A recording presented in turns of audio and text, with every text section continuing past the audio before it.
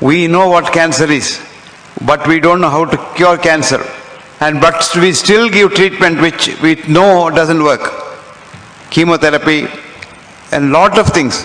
And we know it doesn't work. But we still give it because it's a big business. You will be surprised to know that cancer business in America is $2.5 trillion business.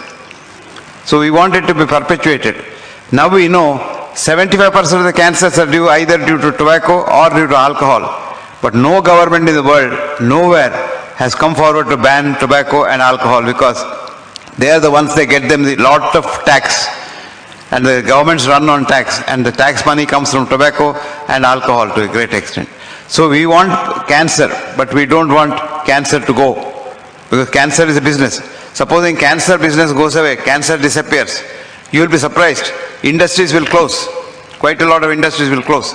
Similarly, if diabetes goes away, thanks to the efforts of Pramod, a lot of industry suffers. You imagine the industry, insulin industry is a big industry. Now insulin pen, insulin this, insulin that, continuous insulin, what have you. It's a multi-million-dollar industry. All this will have to close because diabetes is a simple disease. It's not a disease, it's a metabolic change. Diabetes is not a disease of sugar. Sugar is only an indicator. Diabetes is a disease of liver where metabolism is completely upset. And so you have got to look after the whole human being.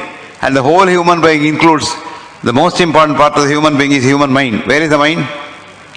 Never mind. Even your doctor thinks your mind is in the brain. And that's why mental diseases are treated with chemical drugs, which only affect the brain. Mind is not in the brain. Remember that. Mind is not in the brain. Mind is the consciousness. The whole human being is the mind.